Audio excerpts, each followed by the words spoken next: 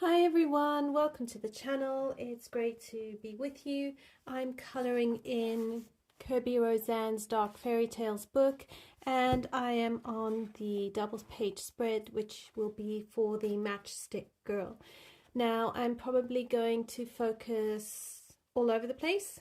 I'm not even going to try and assume I know where I'm going to focus. But what we have is you've got the Grim Reaper, the Matchstick Girl, and then on the other side you have the grandmother, a Christmas tree, and a bit of a Christmas dinner. This fairy tale was set sort of over Christmas time, definitely in winter. So I'm not really doing it for the Christmas, I'm doing it more for the winter. I'm going to use Inktense Pencils as a base, maybe for the whole thing. We'll see how it goes. I also have my Prismacolors out to help me, so I'll probably alternate between those two, but we'll see how it goes. I also have paintbrushes, water, and some paper towel. Hello Dawn, how are you? Hi Noelle. I trust that you are both well.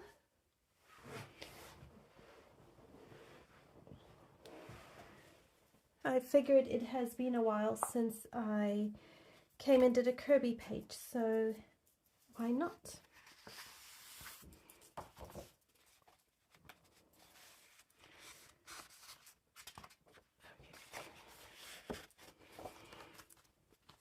Okay, so since I am not currently doing any videos other than a live stream, I will do my best to see how much of this I can do complete on camera. So please bear with me if it gets a little bit boring or monotonous. It just helps me to complete pages if I do them online, on a live stream or on video. Alright, so if I look here, we've definitely got a light source here. So we want to make sure that that's going to go out. And I think I'm going to do that first because that will help me place my light. So I'm going to get out very gently a lemon yellow. Alright, so here we're going to have it shining out here.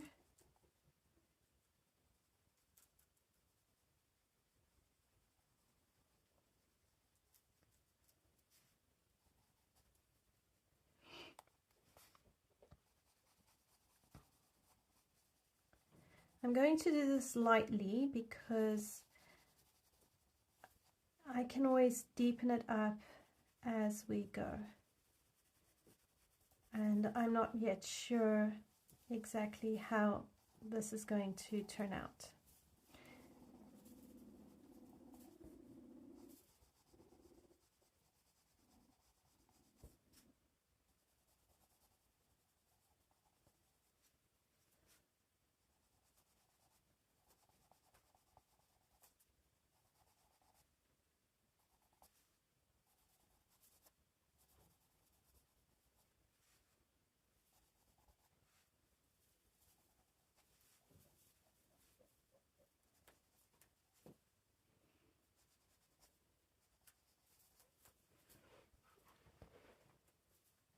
I'm glad you are all well.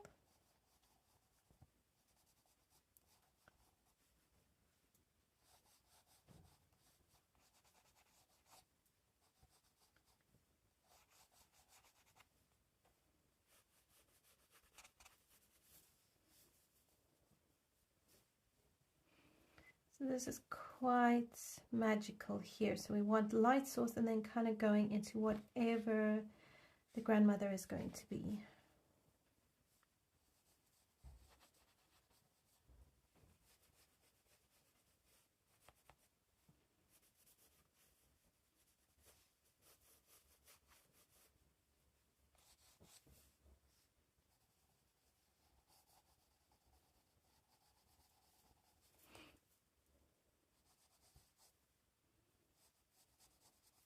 I don't want too much this side, so let's see, it's blowing here, so we'll have more coming along over here. please bear with me. I do not have a laptop. My laptop is still broken, so I'm kind of trying to do a live stream using 2 phones. So if things seem sluggish or like they're not really working, that's probably why.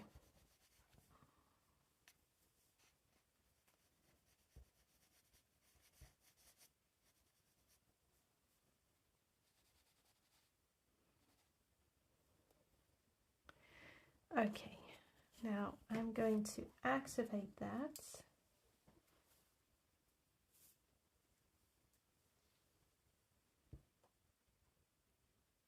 No worries, Dawn. If you need to go, don't worry. We'll be around. It's just really nice to have you join.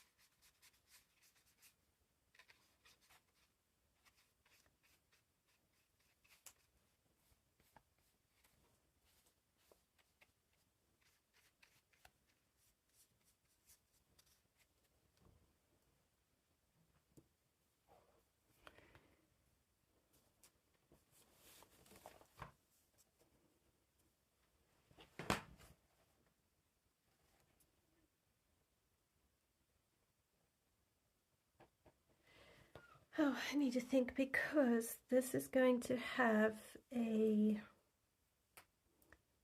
We've got the warmth of the fireplace, probably the warmth of the mother. Well, not the mother, the grandmother. So these characters here, the grandmother and the matchstick girl, need to be warm colors. But then I think if we go out, we need cool colors. And I think that will help balance the page. So I'm probably going to go here almost red into grey bricks. I think that might work. So I'm going to use a red oxide. And I'm not going to color this initially very well. I'm just going to see how it lays down and then adjust as I go.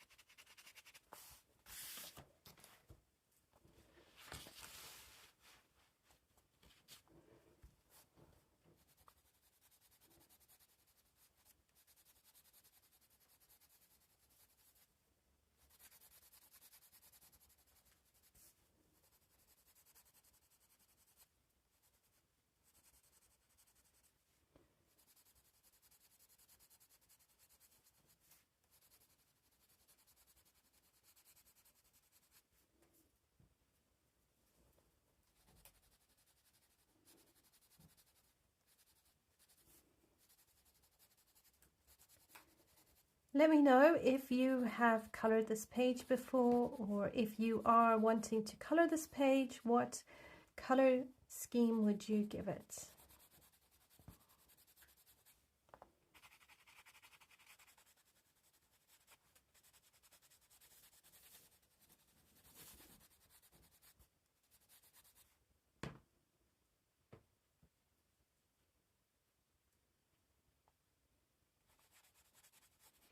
Bye, Dawn.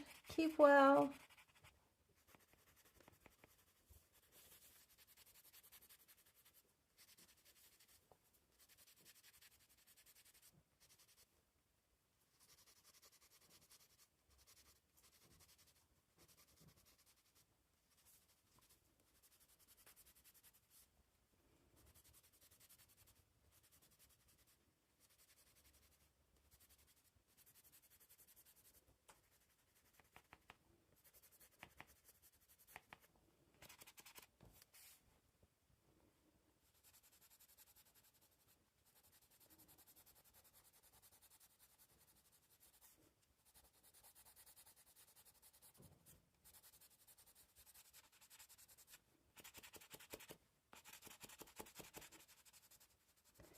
Now, I don't think that these bricks need to be as developed as the rest of the picture. So that's something I've noticed over the past couple of months, is especially when I've been doing projects for my course, I realized that I'm not getting enough variety between what is a focal point and what is a background. Now, these bricks, I think, actually are supposed to be more background than full front. So I'm going to try and push them back. I've got the brown for warmth, but now to push them back, I need some cool grays. Things like Payne's grey or neutral grey. And by layering these sort of grays into the mix, it's going to help me push this into the background, which is where I actually want it. I don't want to use bright non-muted colors. I need to kind of separate the characters. So to me, the characters are more important than everything else. So my challenge to myself is to bring them forward and push everything back so that our attention is on the characters. I'm just going to use, I think,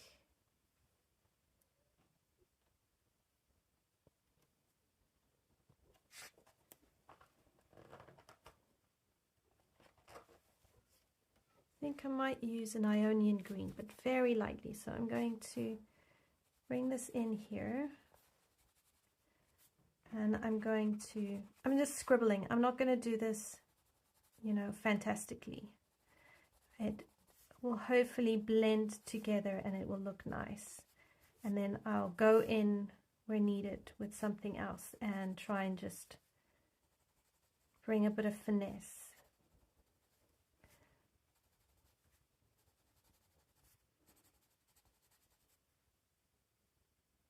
Cool grays, grays and blues, and the glow. Yes, beautiful.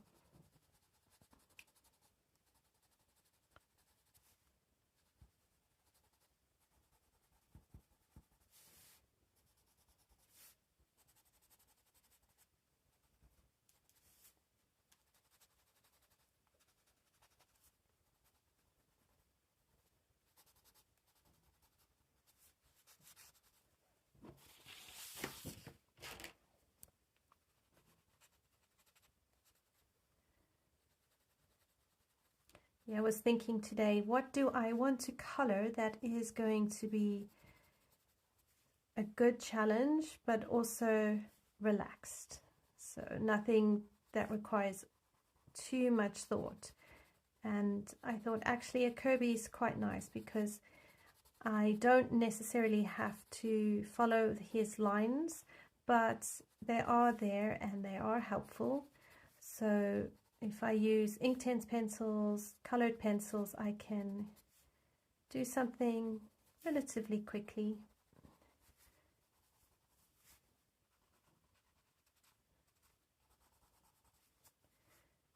It's going to be very interesting to see over the next few years how my approach to coloring is going to either improve or change or both as I progress in understanding art so much more.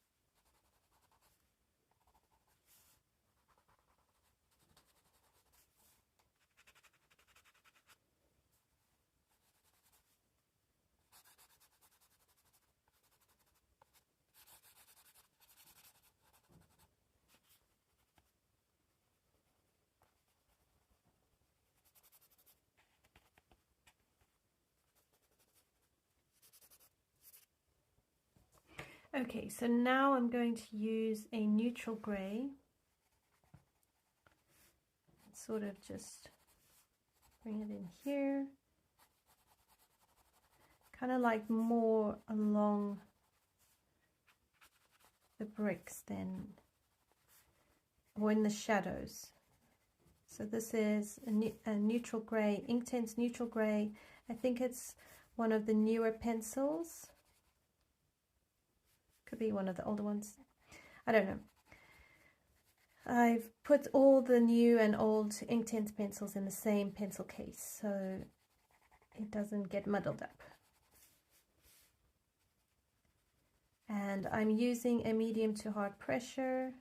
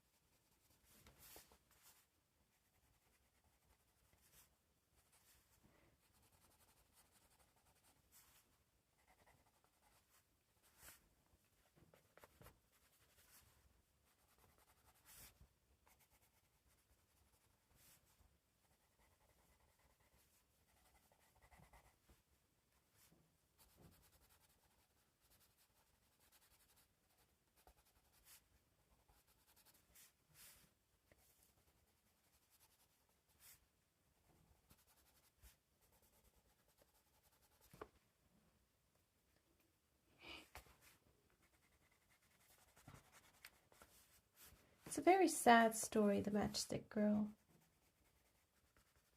Always did make me feel more sad because she was so poor and so alone.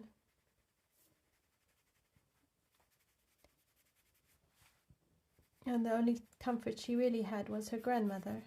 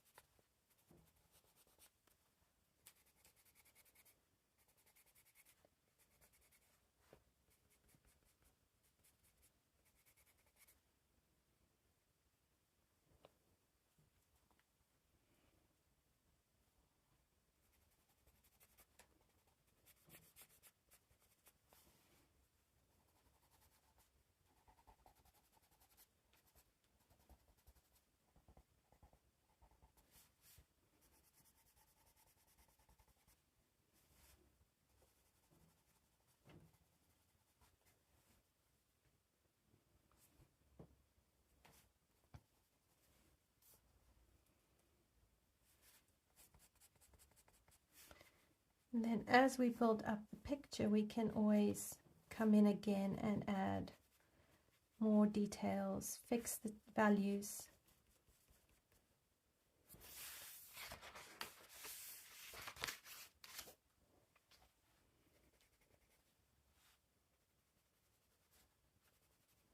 But I don't want to overdevelop it, because if I do that now, it could actually throw off the rest of the page.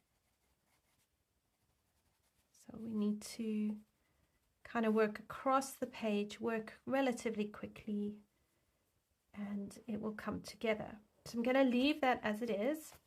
I will activate it, I just don't know when. I want to kind of start working on some other things so I can sort of, I actually really need to do the whole double page spread at this level first, activate it all, see how it looks, and then I can start working with the page as a whole, because this is one big picture.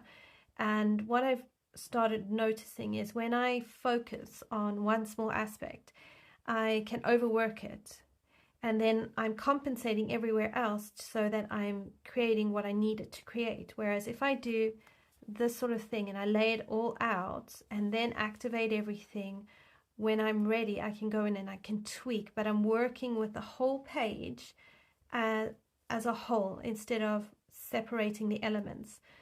And this helps me to have a better view and understanding of what I am doing. So I'm going to change now to the Grime Reaper kind of character, and I'm going to bring in grays here. He's got a more creepy air about him, so I will probably kind of give him very light gray tinges with a bit of blue. So I'm going to use Storm Dust, probably mixed with that same blue. Actually, it wasn't green, so I don't mind the green. Let me keep it out. Okay, let's keep the Ionian Green out. So let's bring in not a bright blue, so I'm going to probably do an iron blue. And I'm going to come along here. Again, I don't want to do this too much.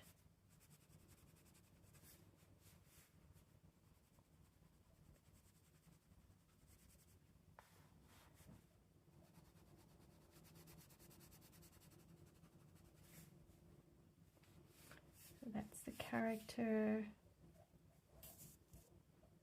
Yeah.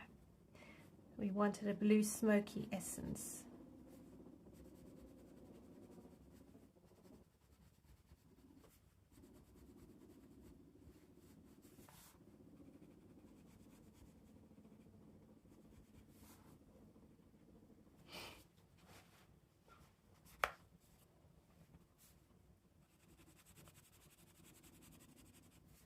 Because it's Inktense, and if I activate it, it will spread out. So I don't really have to be precious about how I'm placing my ink.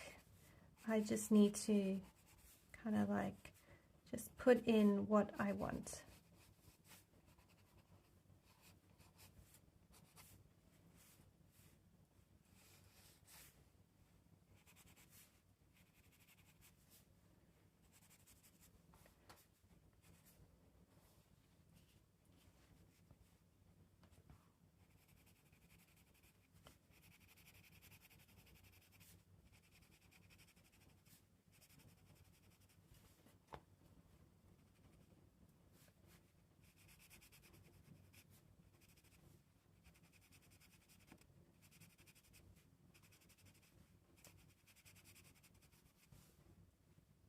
Right, that is the blade, so leave that alone.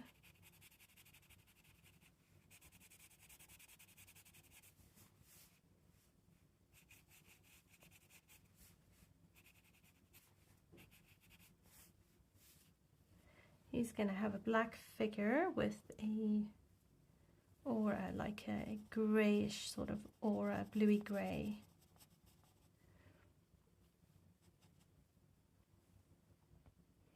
And what we can do is we can put some of this blue into his skin.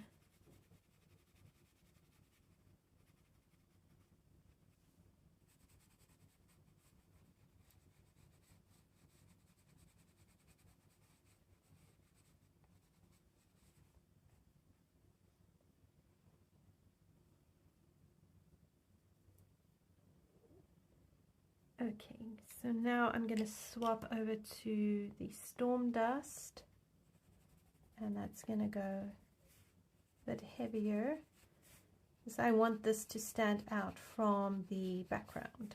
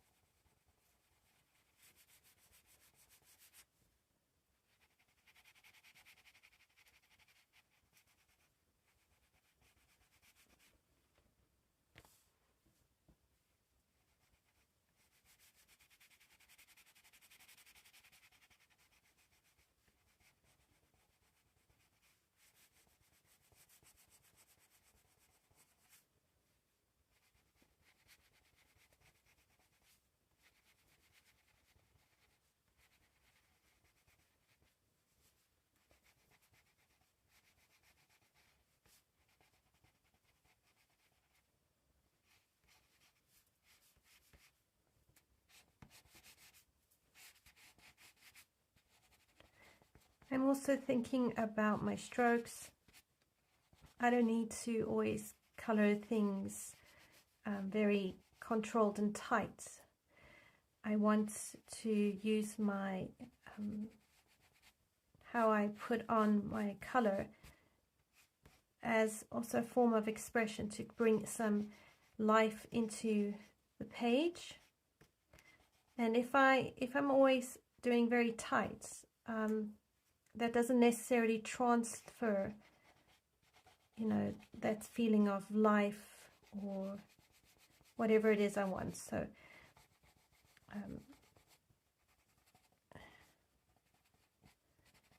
we want it to have rich, deep color, but we also want some bold strokes. Doesn't matter if it goes out the line, we will fix it. And darker pressure.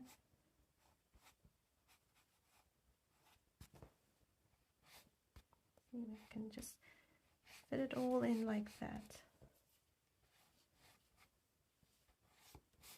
And actually for this kind of character, actually a smoky kind of texture like this will work really wonders, because it will help create that feeling kind of like he's out of this world or a bit smoky.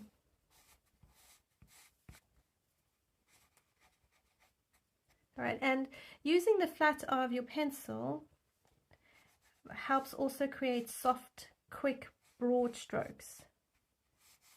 I'm not an expert at this by any means, so use your own discretion as to whether you want to try any of what I'm experimenting. These are my experiments and just me thinking out loud why I'm doing what I'm doing. So it's not prescriptive. If you don't like it, please don't do it. If you like how it turns out and you want to give it a try, go for it. My encouragement to any of you is to color each page, everything that you create, do it your way, let it express you and where you're at. It's okay if your page doesn't look like mine, or if you prefer a different style.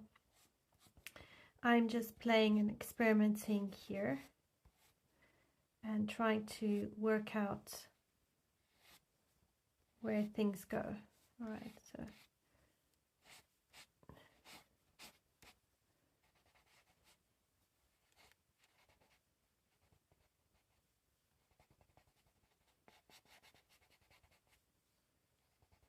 and if you go out the lines, it's fine. You can use the tip of your pencil to create thin lines, the flat of your pencil to create broader lines.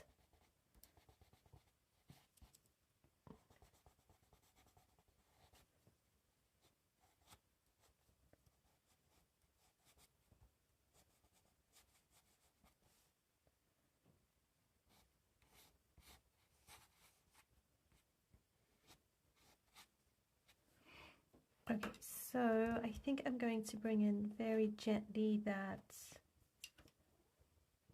bit of iron blue in some places here, just kind of like randomly place it so it ties in sort of that energy around him, or that cloud.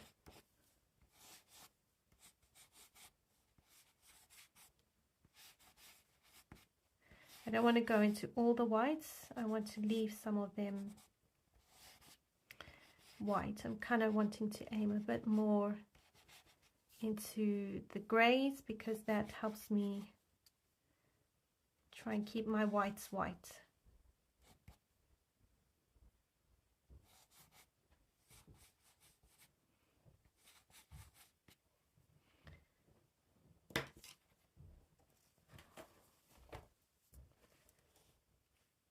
And then I'm going to use a Payne's grey.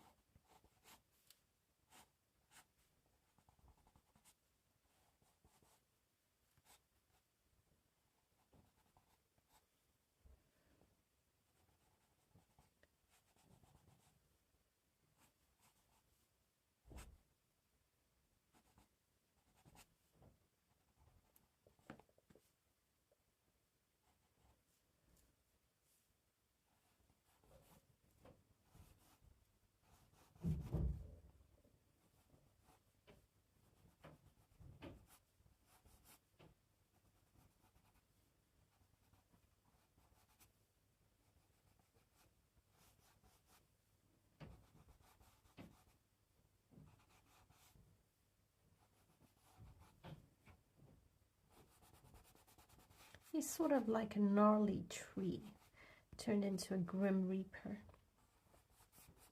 These sort of things at the edges here remind me of like tree roots.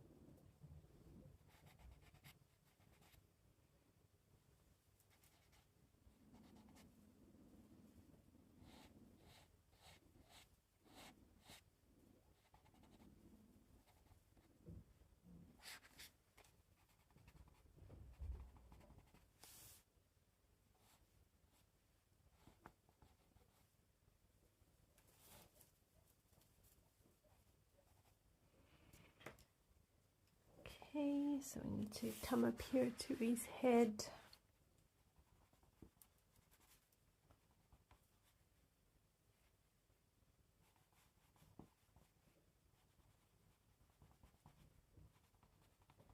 Now I do want to develop him quite a bit, but we can always improve him shortly.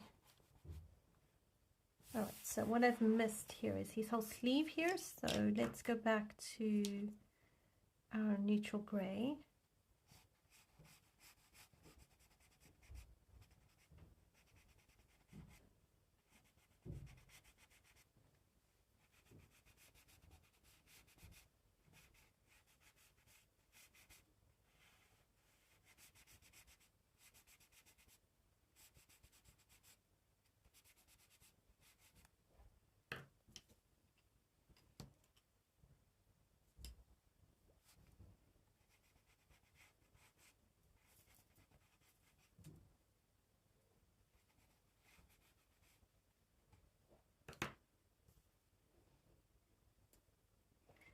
Then I'm going to use my Iron Blue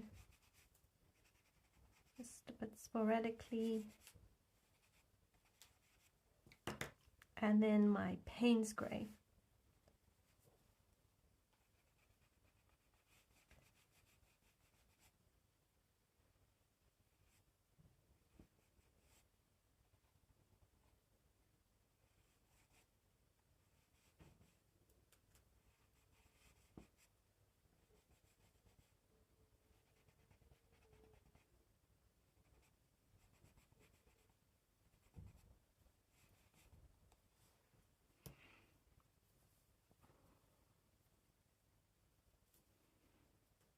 Right, we're going to give him a stick, so just like a dark brown stick with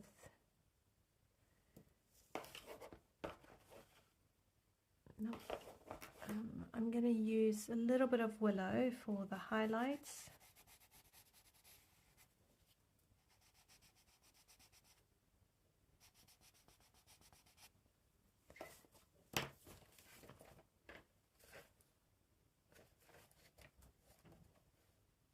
And then I'm going to take a dark chocolate.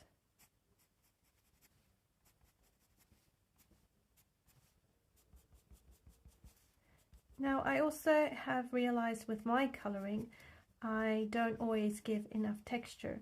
So I will probably ink this all out, but I really need to come back and I need to create texture. Otherwise, everything looks too smooth and too blended, and that doesn't really make for very interesting, well, I don't think my pictures have been very interesting when I critique myself. Now, I'm not critiquing myself because I'm being mean. I'm actually learning to give myself the feedback that I actually am looking for and that I need. All right, I'm going to use some Lapis Blue, kind of like along here.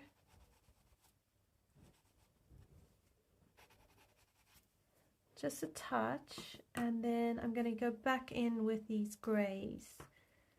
So let's get that neutral gray, and I'm going to probably bring in a bit of black, probably more with my colored pencils.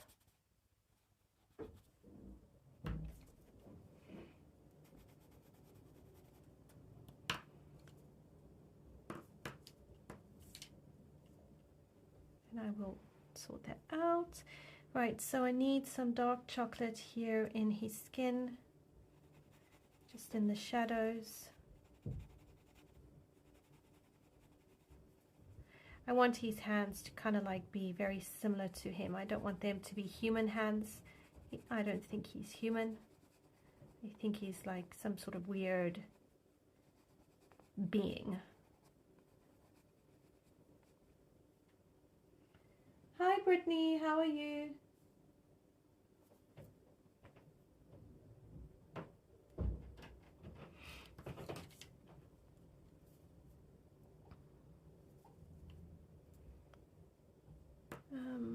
I could probably use a touch of oak, ever so slight.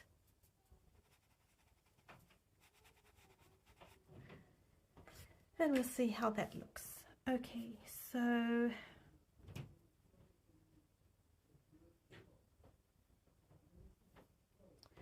going to use the Ionian Green and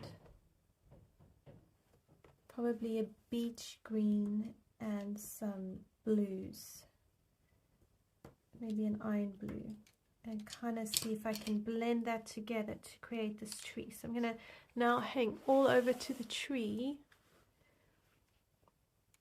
and see what we can create here. So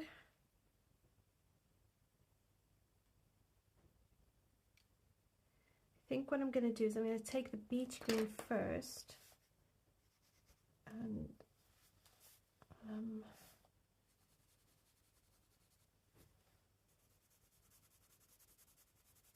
maybe do it more like this.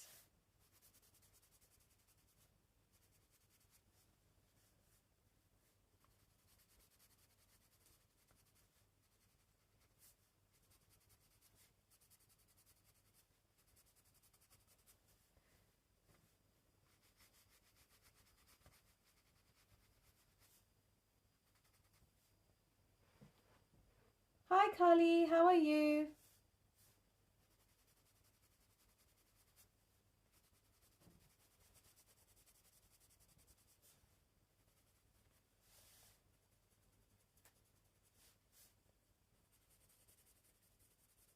Now you could probably make this a little bit snow laden,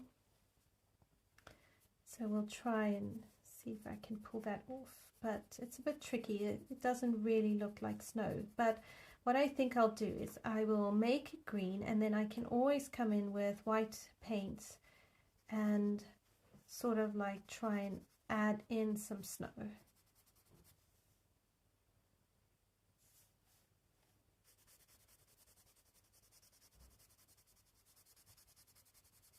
Which I think will probably be easier.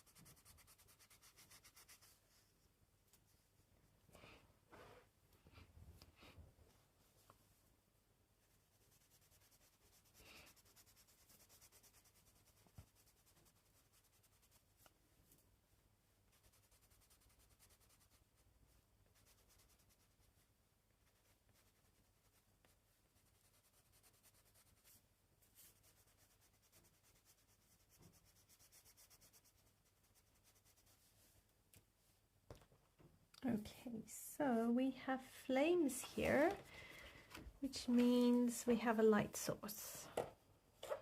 They're a little bit more ethereal. So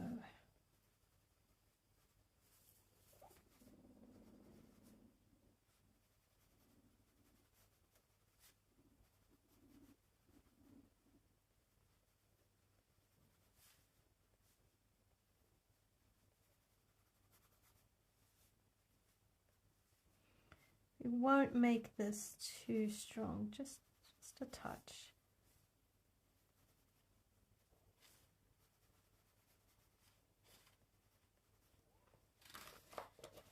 You know, candles don't really give a lot of light.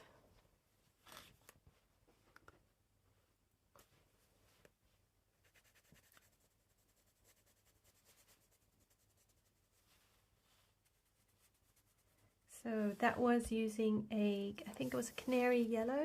Hang on, let me just check, or Cadmium Yellow. 0200. And Inktense, and then I'm using a Beech Green for the lightest part of my leaves on my tree.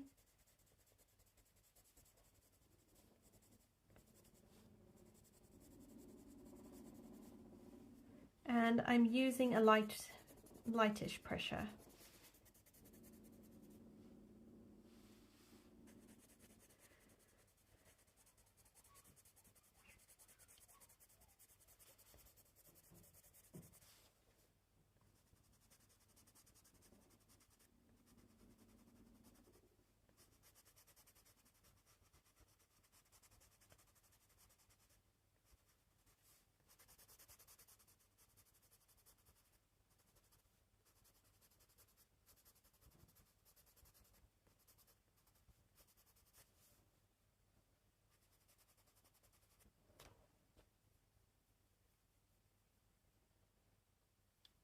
Okay, and then now I'm going to use, I think, some Iron Blue.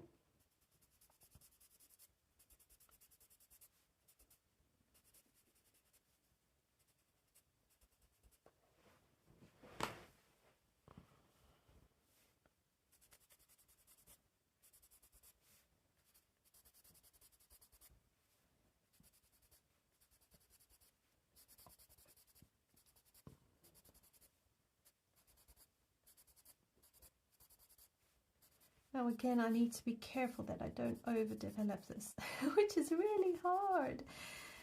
I really need to be careful. Because again, like I said, this I want background, want more of the attention on the three figures. I think they're more dominating of the story and more integral to the story than the tree and the food.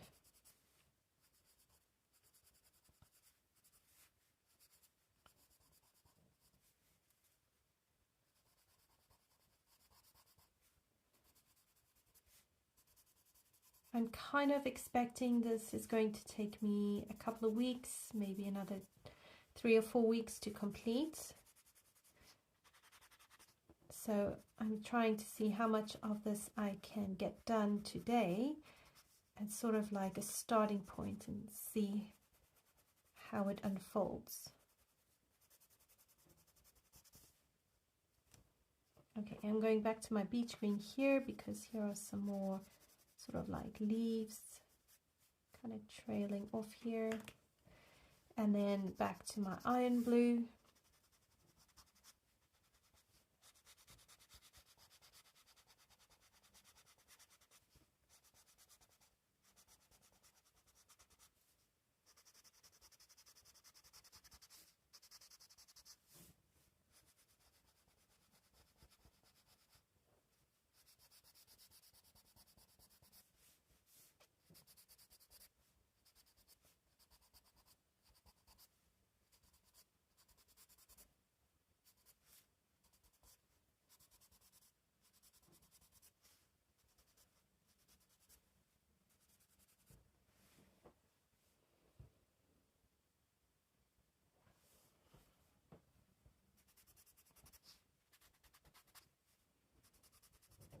So if you've been coloring in this book, let me know, what pages have you colored, how have you enjoyed the book, and how far have you got to completing the book.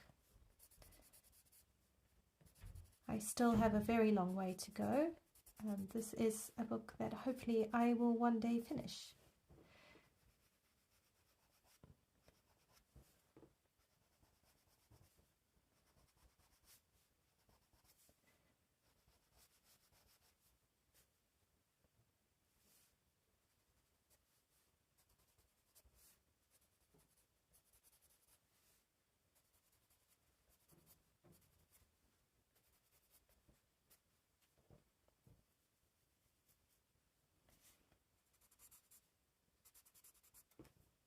Okay, so again, I'm coming back with my Beech Green here because I missed a few bits here. And now I'm going to go to my Ionian Green. And I'm just going to go over all these sort of blue bits because I want the blue there to kind of push everything back, but I also want to kind of keep it a bit green.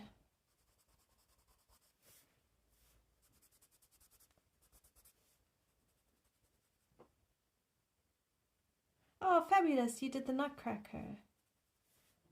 How did you enjoy it?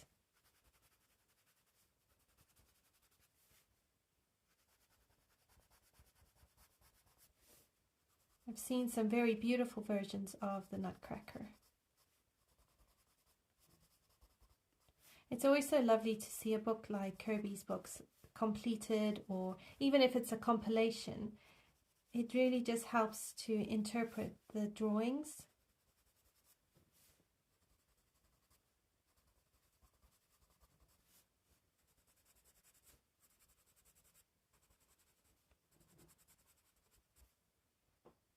It took forever.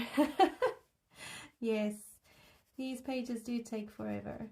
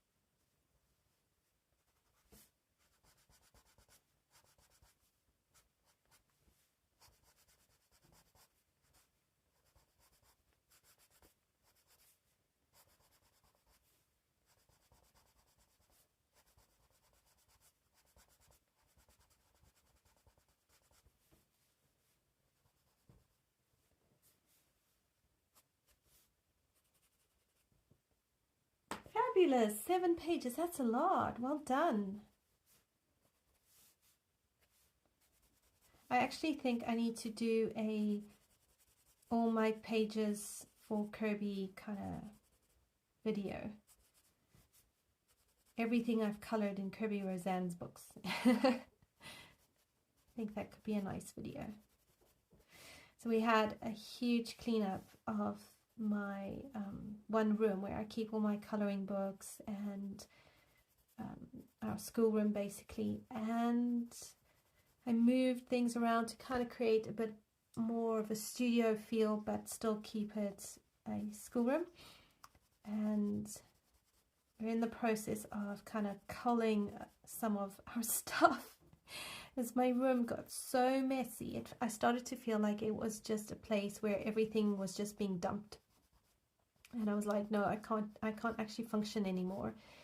So we climbed into it this weekend to tidy it up and sort of make it feel a bit more spacious. And it's really helped because I feel less cluttered and almost like the room is more open now, which is so really a relief. So that's what we spent a lot of our weekend doing. It's just amazing how quickly you can clutter and, you know, kind of get an accumulation of stuff.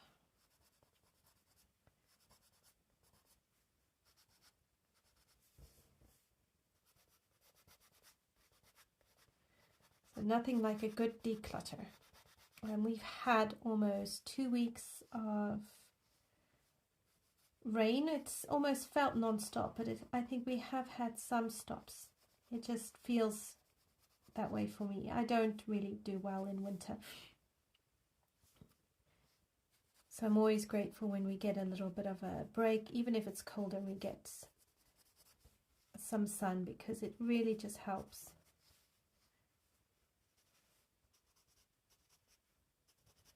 Okay, so we've got some sort of tree thingy going on here.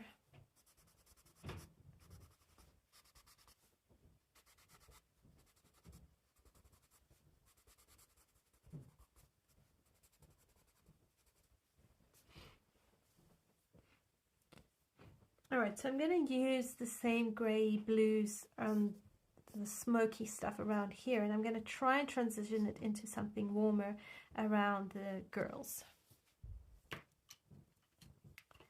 So I'm going to get my Storm Dust, my Payne's Grey, I think it was my Neutral Grey, my Payne's Grey, and the Iron Blue, and I'm just going to kind of place this along here. I think this is a bit more sky.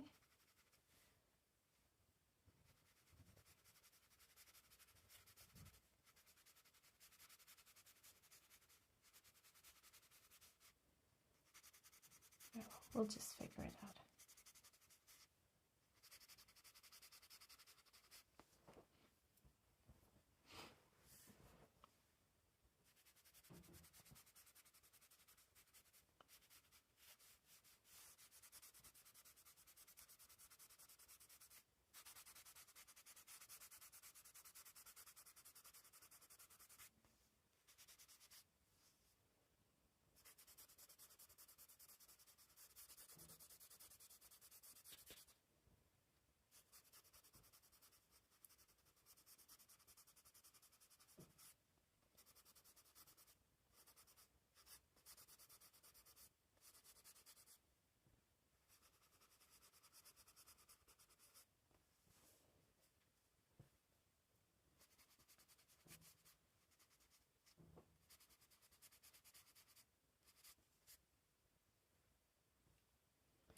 Alright, so now I'm going to swap to my Neutral Grey.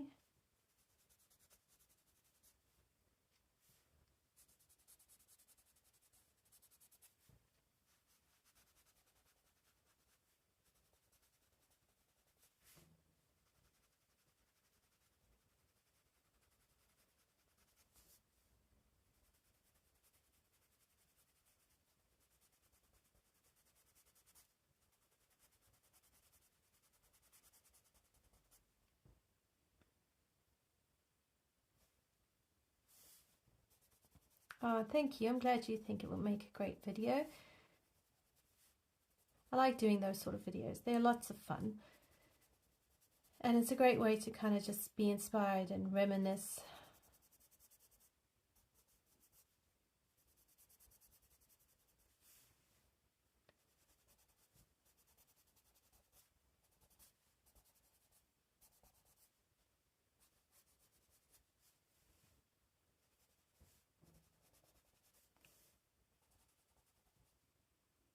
Hi Emily, how are you?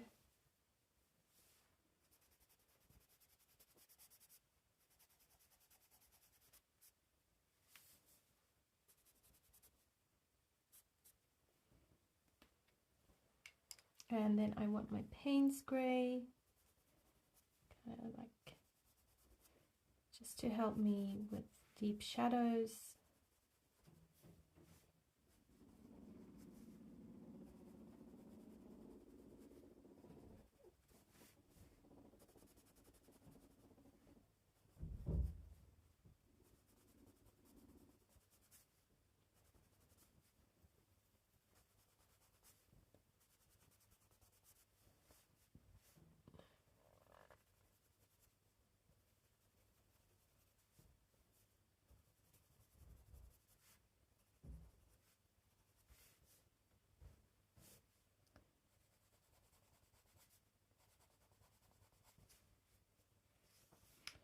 So I'm going to use Payne's Grey into my tree. Now here I'm going to just go a little bit carefully so I can try and make sure I'm putting my deep shadows in the right place.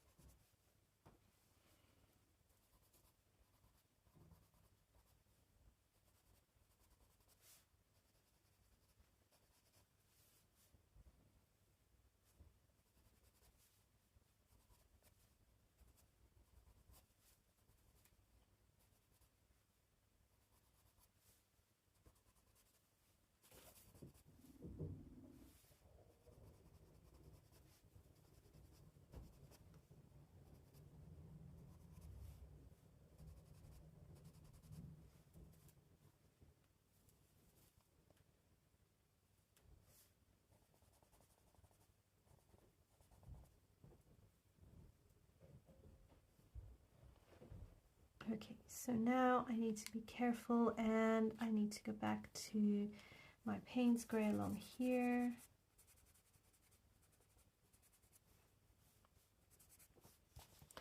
So I'm coming further down the page now. And I'm going to try and stick to these colors. It's going to be quite a... Yeah, I don't want too many colors here.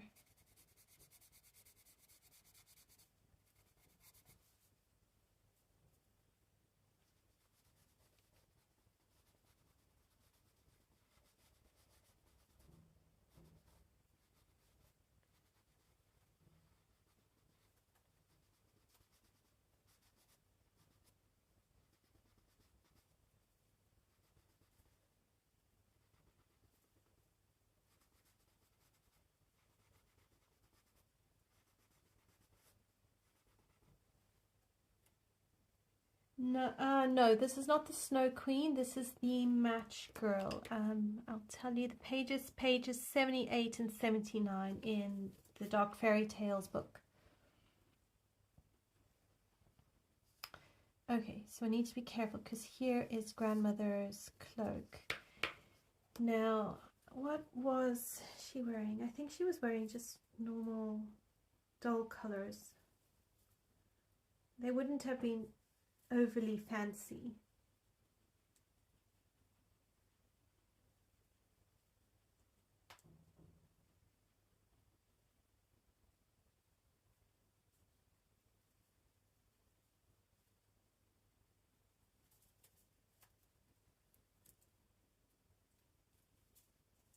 So she is ghost-like, so we need to create a slightly, yeah, so we'll probably do her more blues, like lighter blues. So I'm gonna come in with these grays, but I'm gonna come in with a lapis blue into a white, and I think that will help connect her as well. So, okay. Neutral grey for my shadows.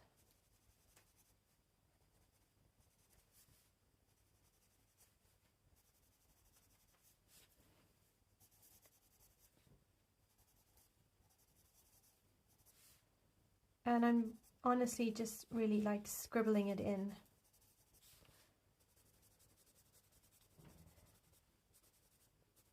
I can afford to scribble because I know that what I'm dealing with is just a base layer, and once I've got the ideas down on paper, I can then refine it with colored pencils.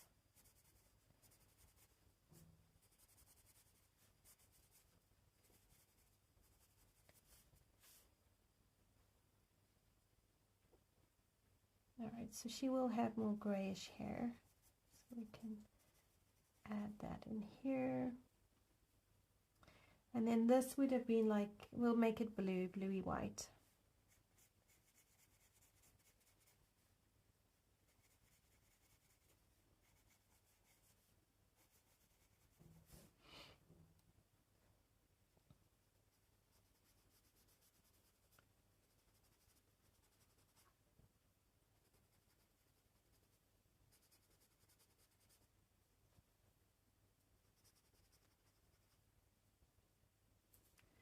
So I'm going to show you on my other phone this photo here. So this is sort of the idea, and she's more kind of transparent, which is not what Kerby's put her as, but I'm going to try and create that sort of gray blue kind of thing going on here, and I'll give her skin that more lifelike look.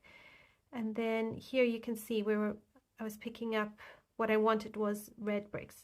There's a lot of light, so I probably need to try and make that a little bit brighter going out. And then I must remember to kind of dress the Matchstick girl probably more in dark browns with bluey tinges. So that should help us.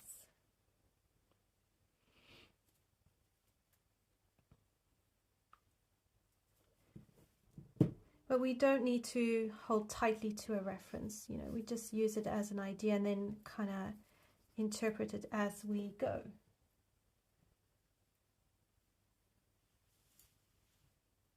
Hi Laurie, how are you? Hi Chrissy.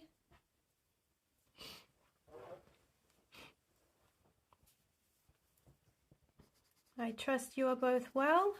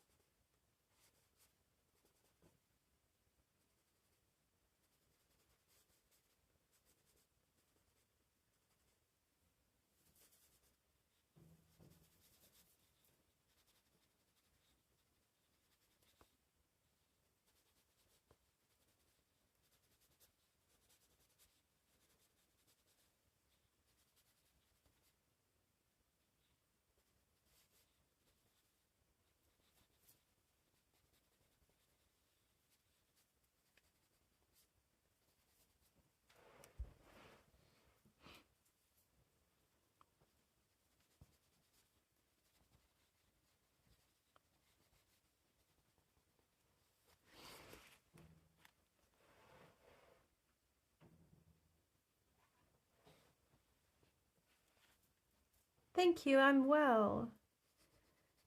Glad to hear you well.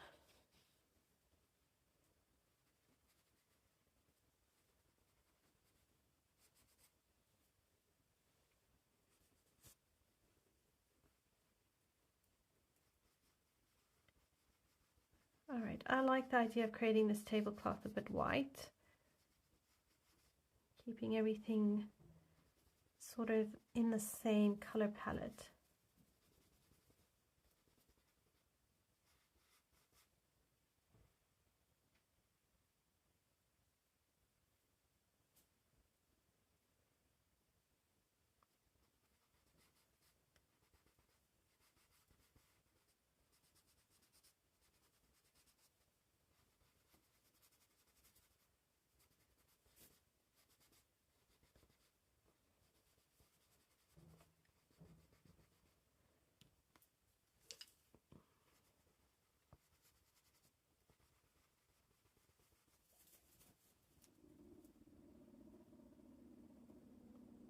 Oh, Brittany, I'm glad that you had I'm sorry to hear that you had a bite, and I'm glad it wasn't too bad, but I am sorry to hear that it did happen.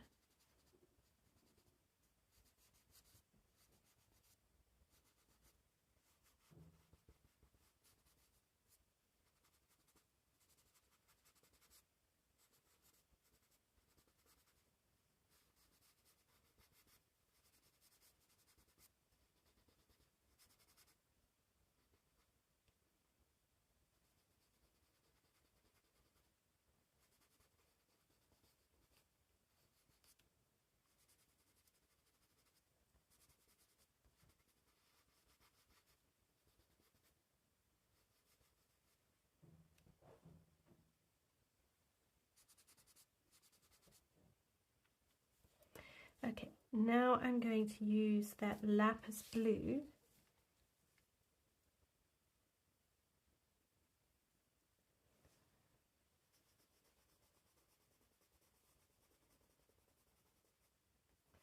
Sort of come out here like this.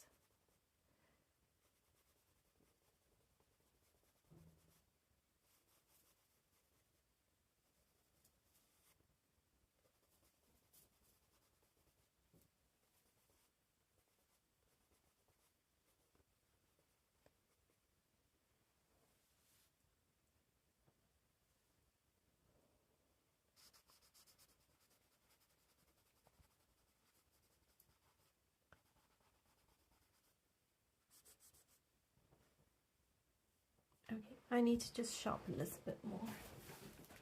So bear with me as I quickly see if I can sharpen this.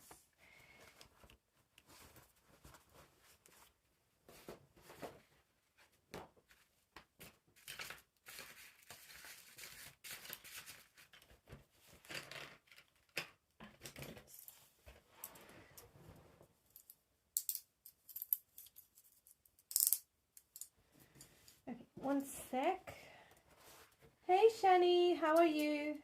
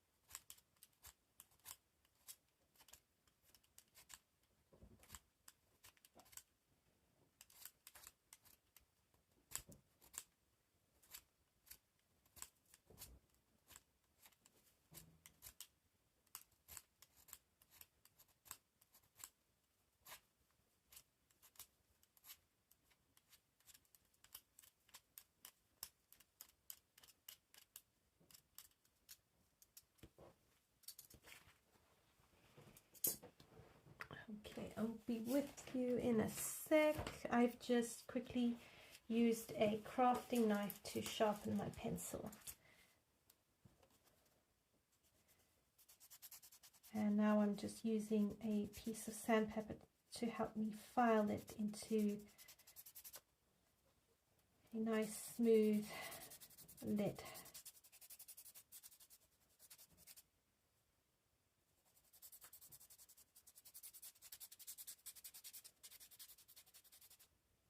Okay. Right, so there we go. And make a mess of my hands. Okay, so the reason I like sharpening it this way is it helps me to lay it on its edge, and then I can kind of cover quite a distance. Again, I'm trying to vary my pressure, not add too little, not add too much of this blue, because I need it to be more, I suppose, spirit-like or ethereal, or whatever the right word is.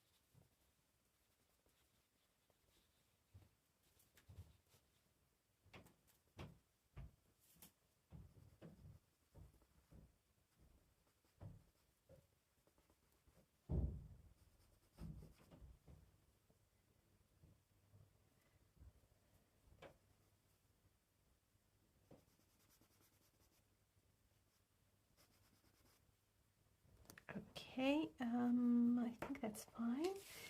Now I want to... Hey Kenny, how are you? How is San Diego? Alright, so here is some Payne's Grey.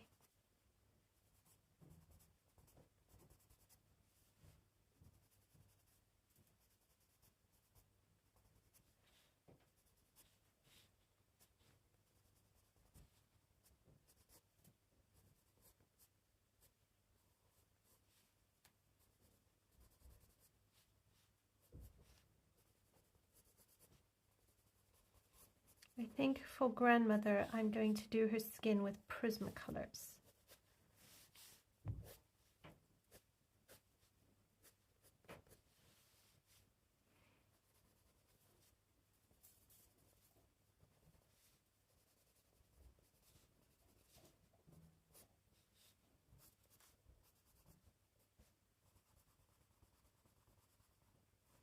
And I might actually do the food with Prismas. I think they will probably be easier if I do that.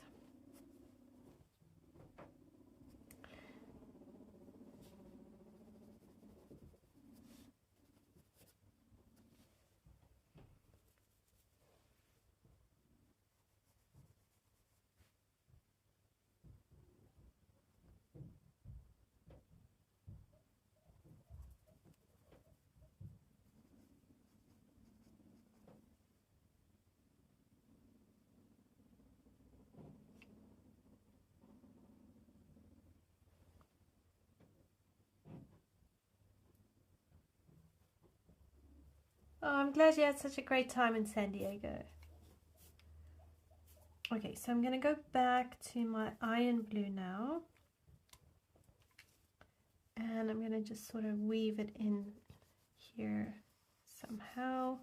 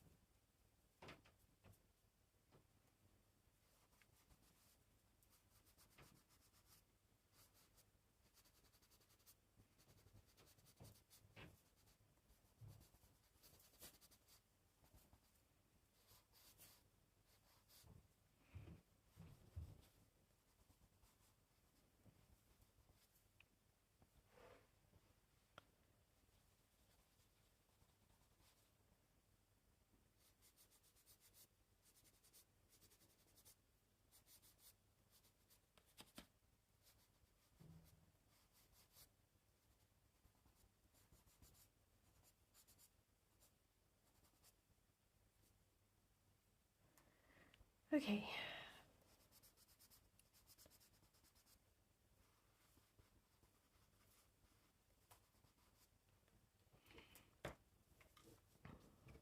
Now I'm going to try and brighten up the center here a little bit. And I'm probably going to use something like a golden sun.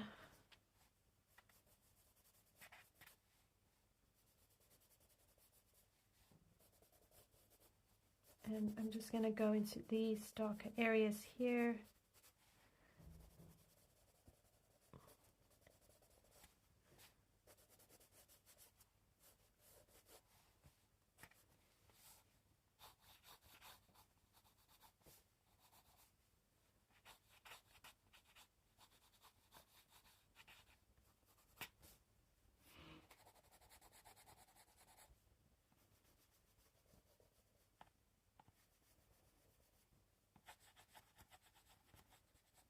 We have the warmth of the match against the cold of the dream.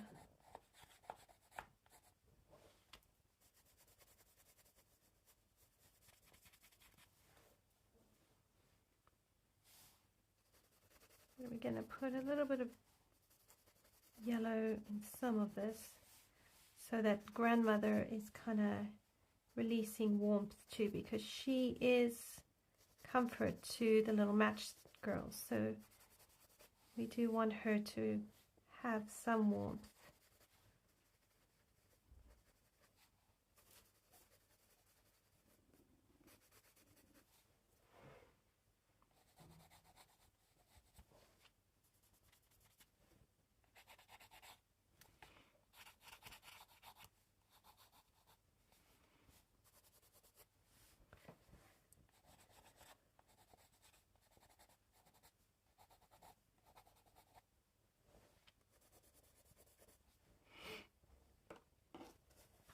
And I think we could probably bring in some burnt orange, just as sort of like a goldenrod.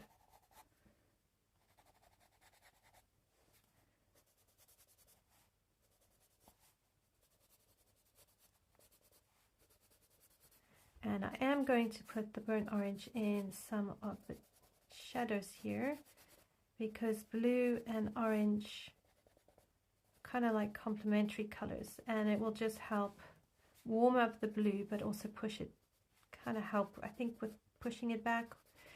I'm not very good yet with color mixing, so if I get it all muddled up, please excuse me.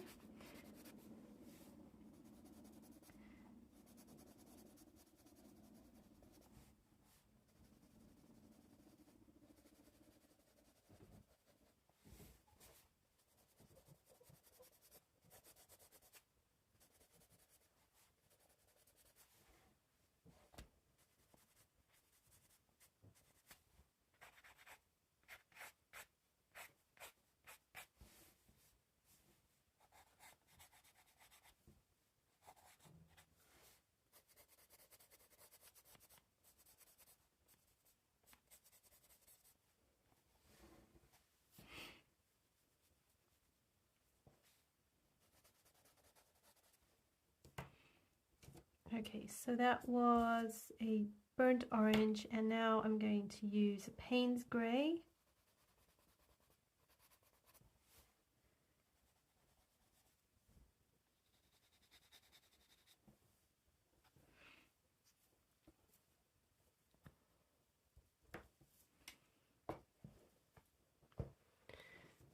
Okay.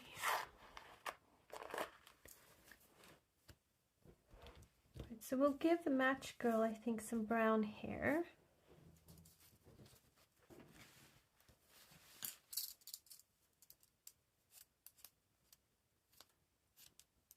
I just need to sharpen another pencil quick.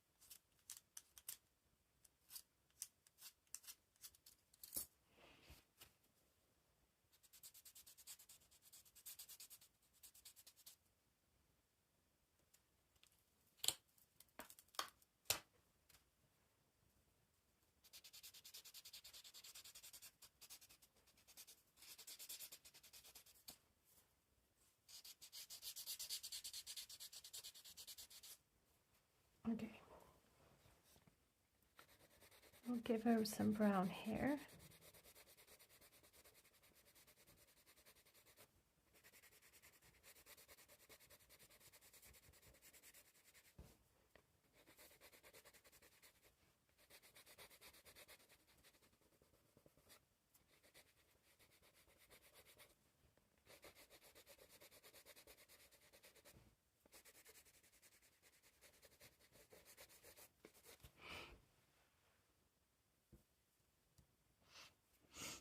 And that was Willow, and then I'm going to use dark chocolate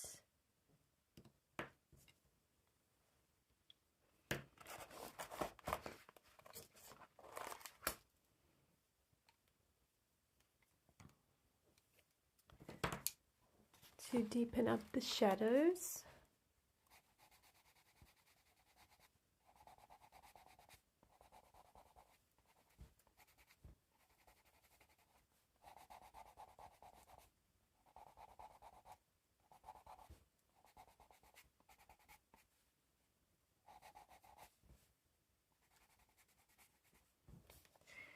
Okay, and then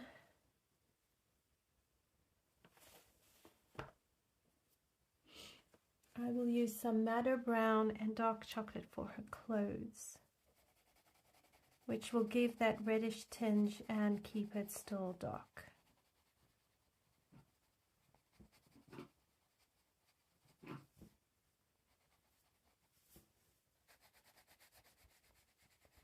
She was a poor girl, so she probably didn't have very nice clothes.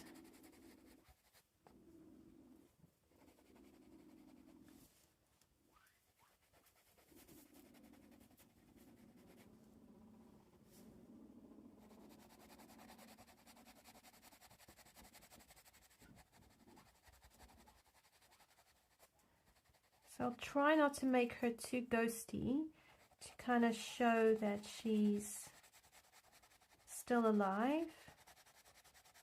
Although here you've got her kind of disappearing into that more, oh dear. I'm busy making her apron brown, which I think it actually should be more cream.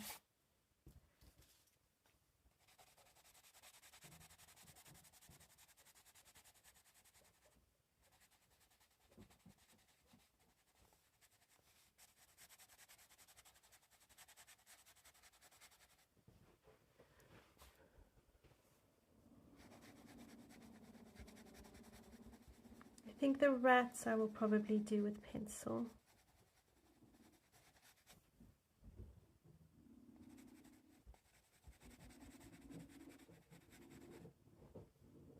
So that's her apron. Not sure. And then dark chocolate for a bit of definition.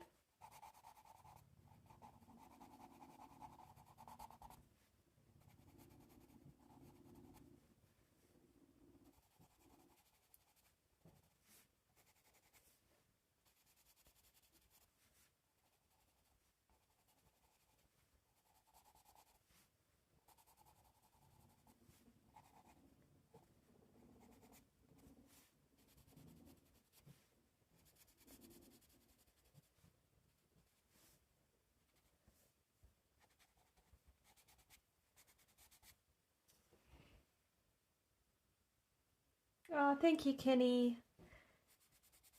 Yeah, I'm notorious for just diving into something. Dive in, ask questions later, or regret my decision later. I'm always one for kind of throwing myself into the deep end and forcing myself to swim. I like the challenge. Even if I complain 90% of the time about it because it's uncomfortable, I do like a challenge.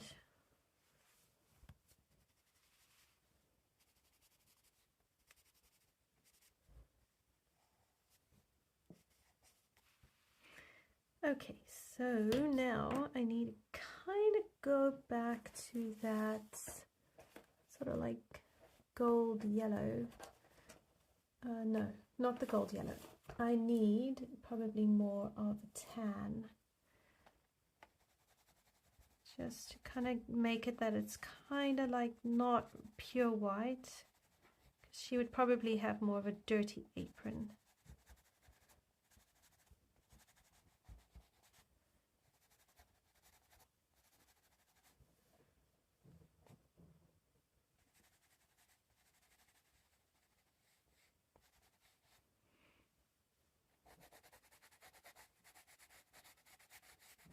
I can bring some of this into here. Then I'm going to take Payne's Grey, kind of bring it in here. I'm really honestly just pretending I know what I'm doing. I think she had like a shawl of sorts and was tattered.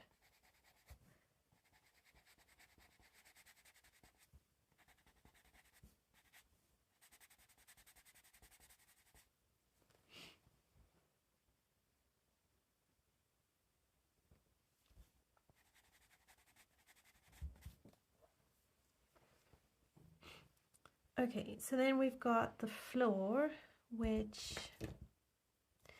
I suppose we could use some sort of tan and just kind of keep this sort of color scheme going.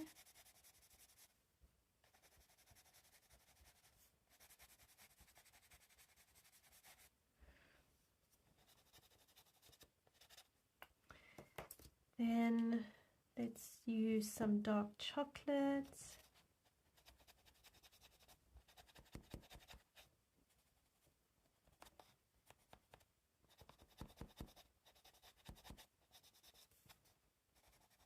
And okay, what do we need?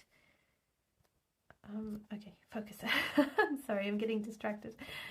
It's like, stay on target.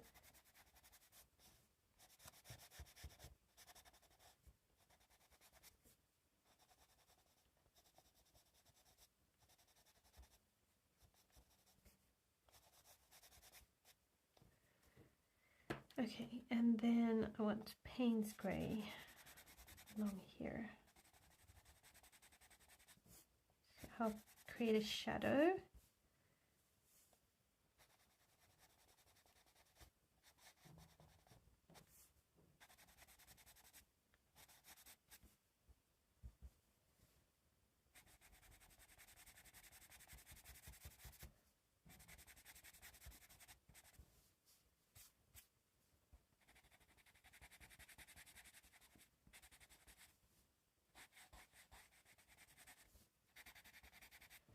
Okay, let's move this over here so you can see what I'm doing.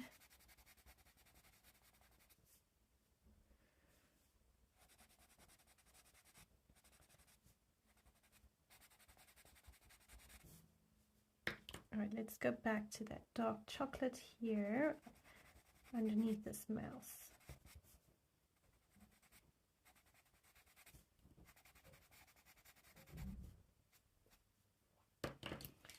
Then back to our Payne's Grey, cut along here. And our Iron Blue.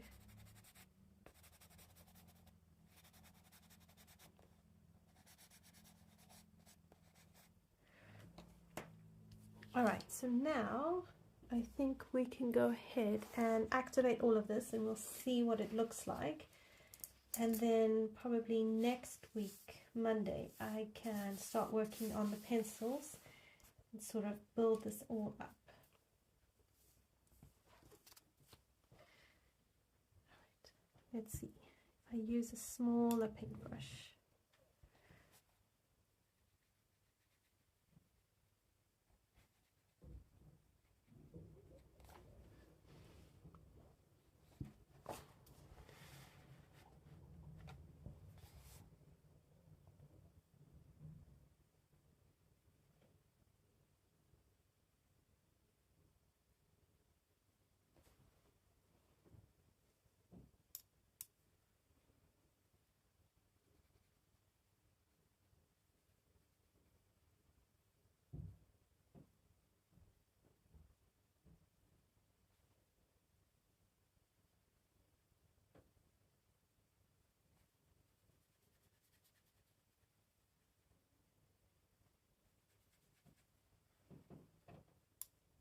I'm going to swap to a bigger brush. Pretending I know what I'm doing is working out. Well, they say fake it till you make it.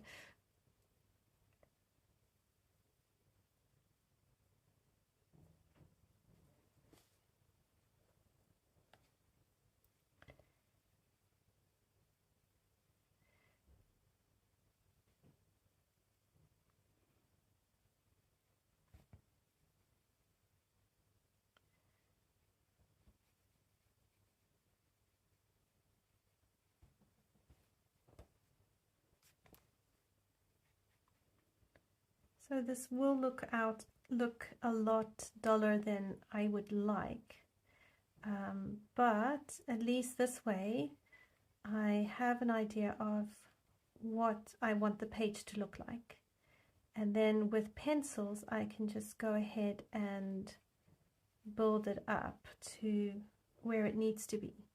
My biggest challenge, as I said before, is making sure I don't overwork, for instance, these bricks. I need to keep them in the background and not fighting for attention with the characters. But they are still a bit too washed out for my liking. So we will work on it, and we'll just work on the page until we're happy and it kind of is saying what it needs to say.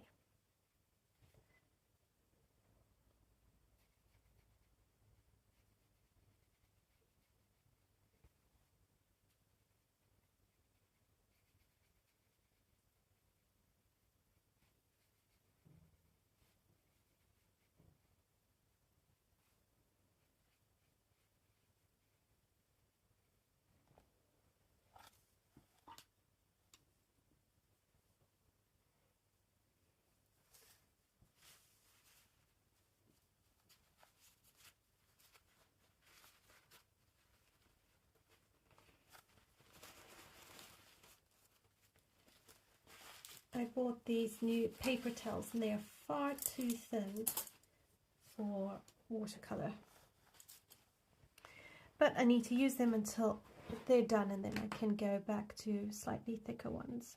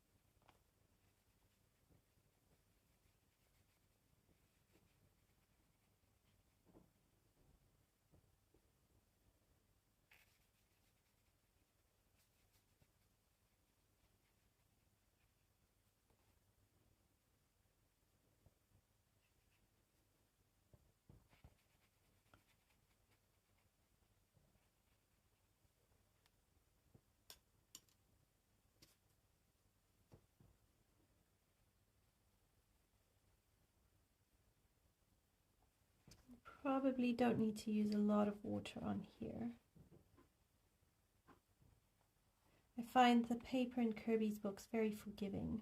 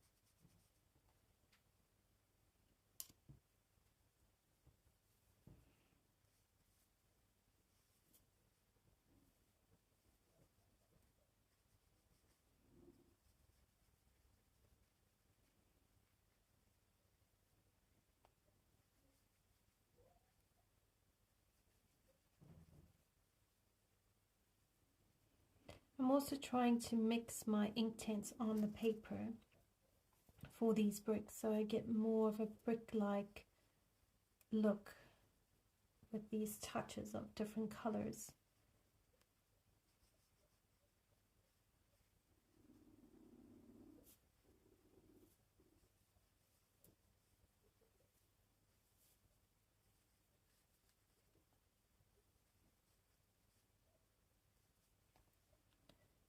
Okay, so almost done with the bricks.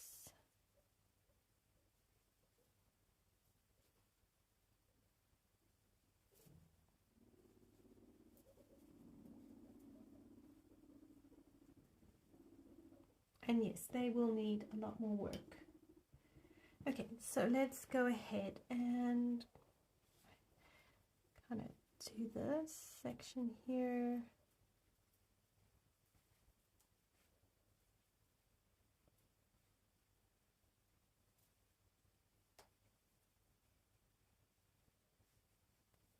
And I will just need to add back in at the end all the white pigment that I need.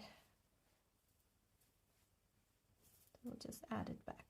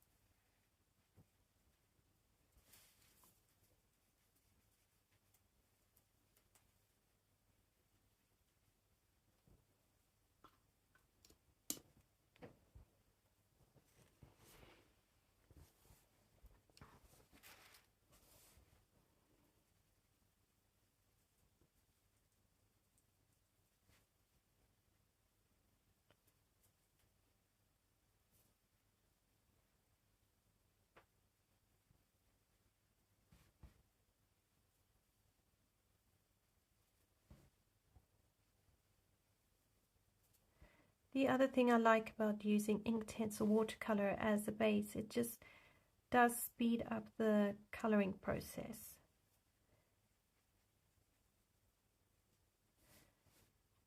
So by taking away a lot of the white of the paper, I am able to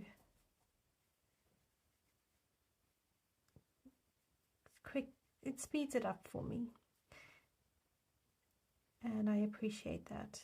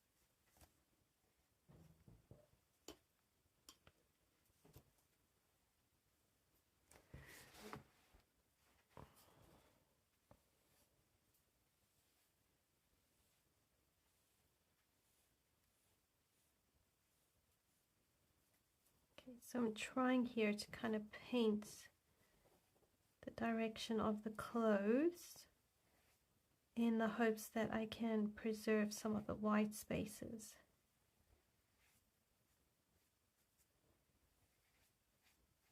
And also kind of keep my colors in the shadows.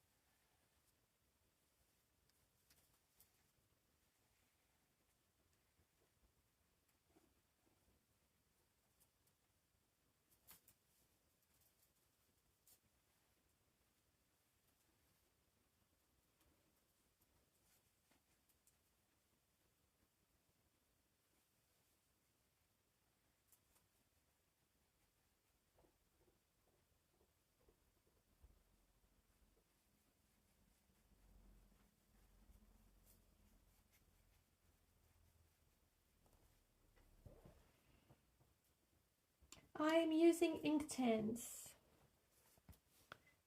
I'm afraid if I used watercolor it would take a really long time with all the color mixing, and I'd probably get a bit too caught up in the whole process.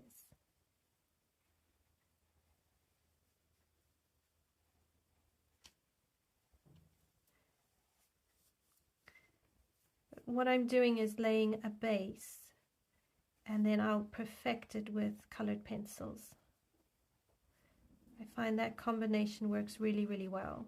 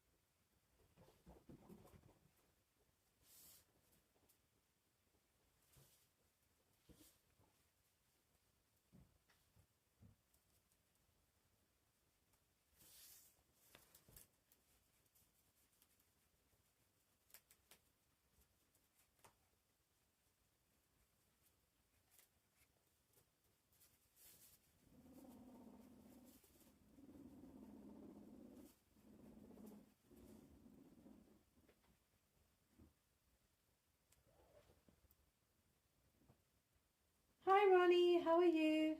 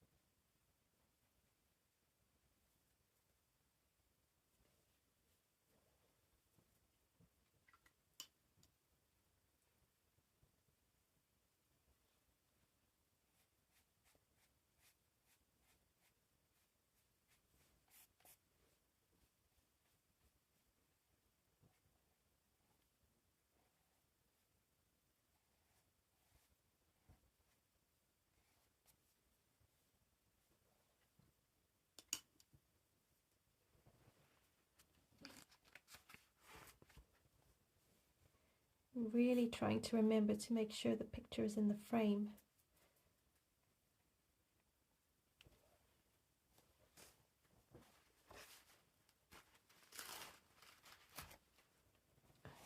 I just want to stop it pooling.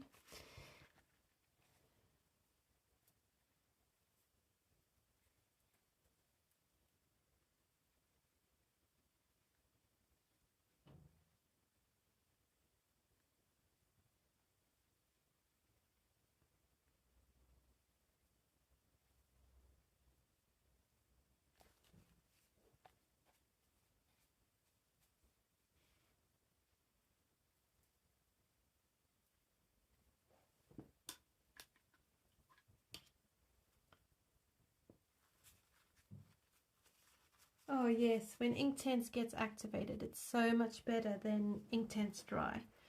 But I find with Neocolor 2s, I actually prefer using them dry to wet. I think because I can layer them and blend them and I get a thicker sort of layer. And I've noticed quite a few people, or at least the accounts that Instagram and their algorithm give me, the people that I see using Neocolor 2s, they often use them more as crayons instead of activating them. Sometimes they do activate, but a lot of the time they just use it as a crayon, which actually has been really, really cool to see and to play with.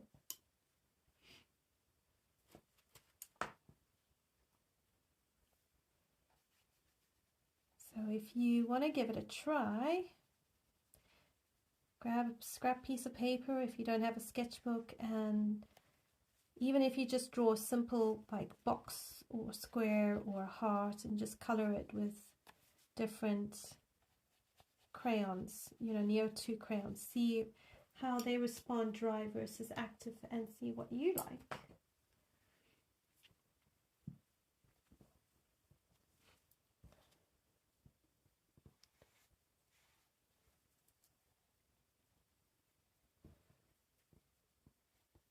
I have worked out I do not like to color over Neocolor 2s,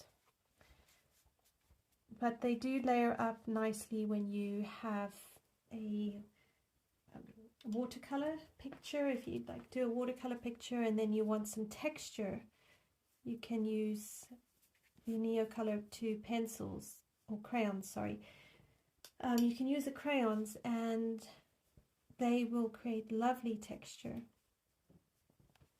So see here, when I go over the blue and the orange, if I don't blend it, it actually makes a really nice,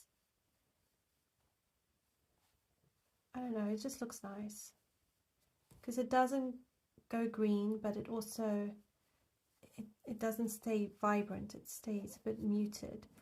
And if I understand color theory a bit more than what I used to, when you put a complementary or opposite color together, even if you mix it, you create a more muted color. Now I haven't tried it with pencils. If I layered that, I think you probably have to layer it quite a bit, but the idea is if you want things to kind of stay bright but also recede, you use the complementary color.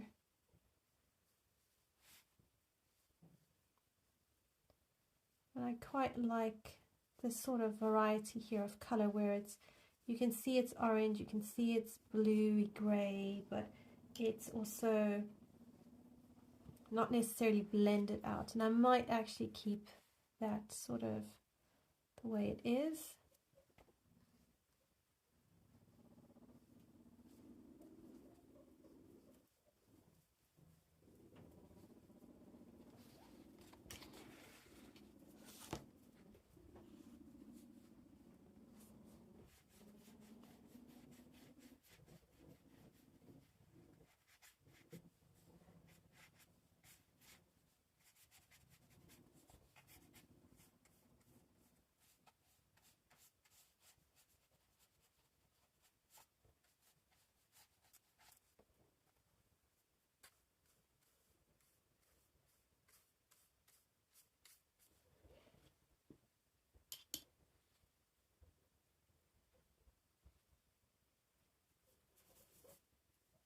Well, that sounds cool, Brittany. Why don't you give it some experiments? Grab a scrap piece of paper, or sometimes I used to use the back of my coloring books, and I just experiment a bit with that.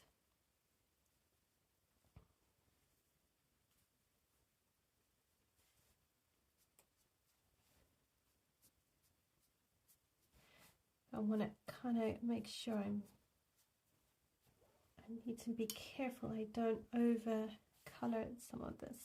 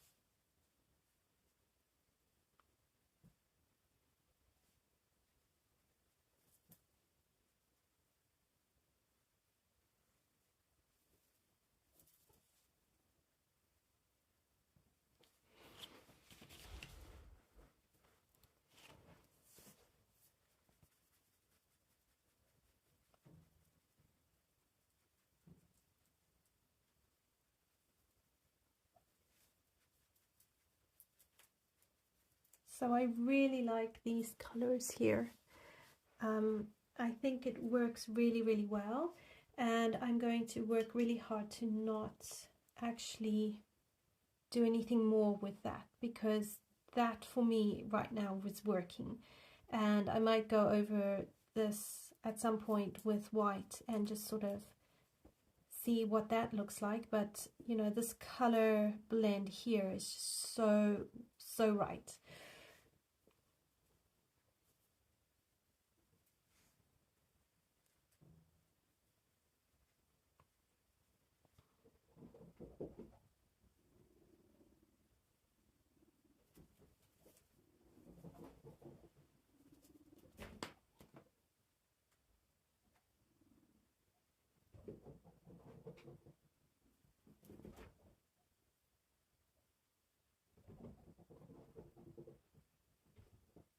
Oh, I understand that, Brittany, when it comes to being cold and having your skin feel dry.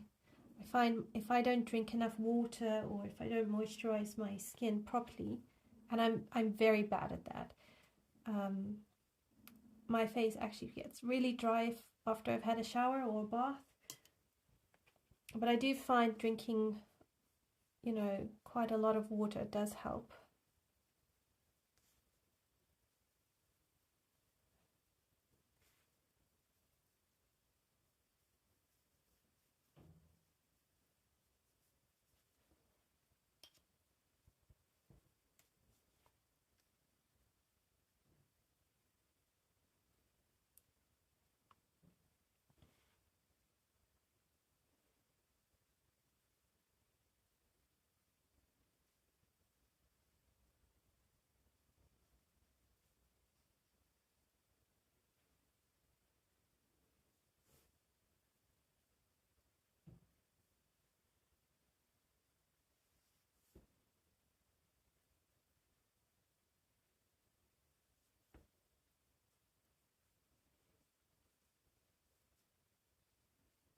I think this was a good idea.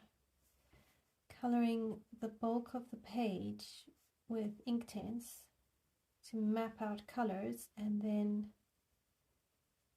seeing what works, what doesn't. I think it's a really cool strategy. I like it.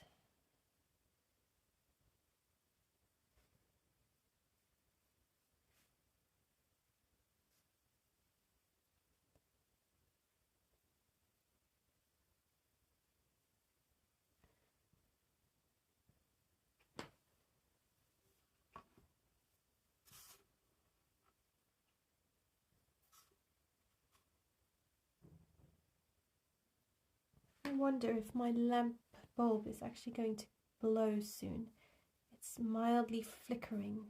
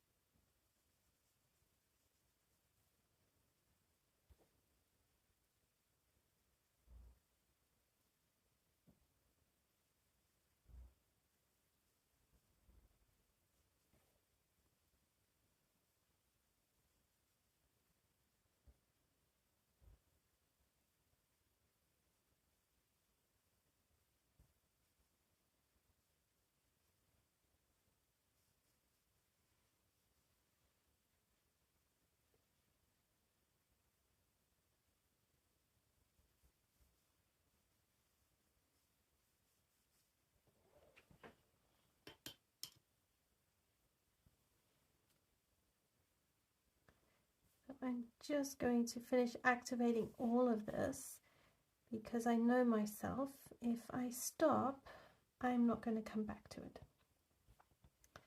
And it's very important that I come back to it, or it's at least ready for next week.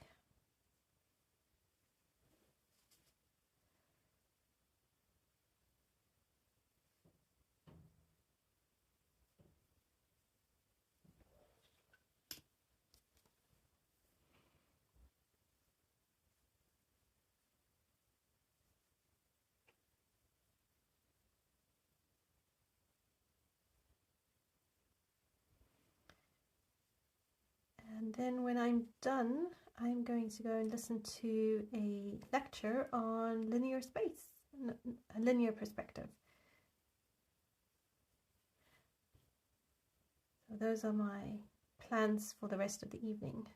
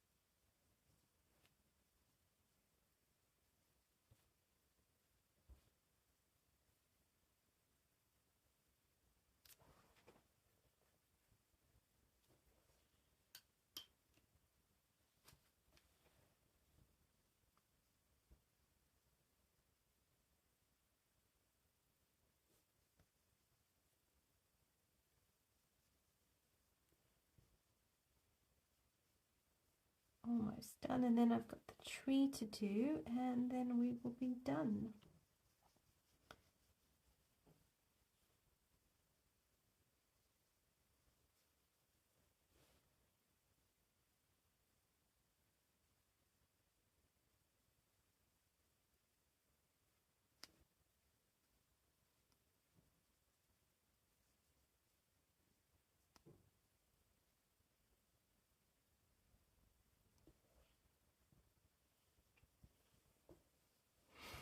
Okay. bring this down here and just work on the tree.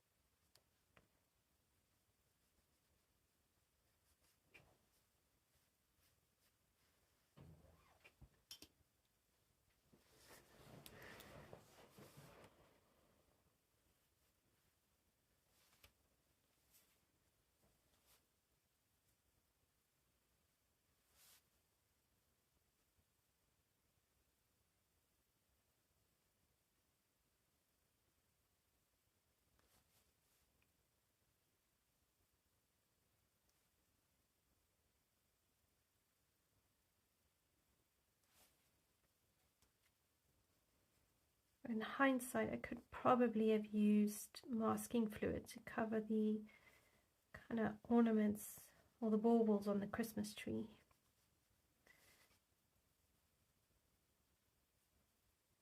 Oh well.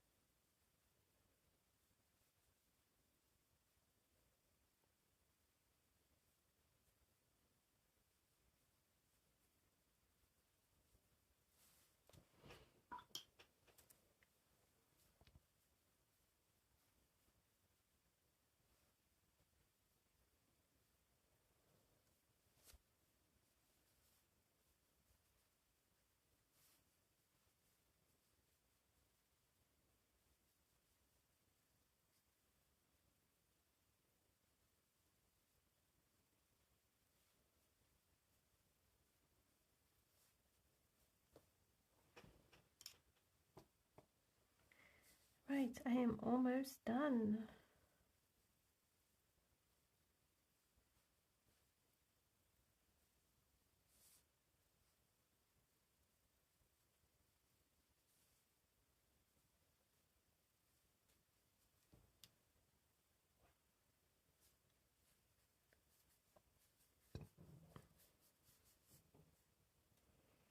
Okay, I'm gonna zoom out for you. It's a little bit crinkled as it's drying.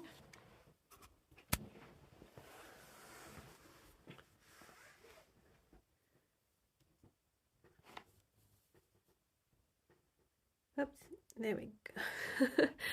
Okay, there you go. It's kind of there. Right, so that is the base layer, but at least it gives you the idea of what I'm going for. And then next week we'll start working on intensifying the page as a whole, and hopefully we can balance what needs to be balanced, bring it forward, and then push everything else back.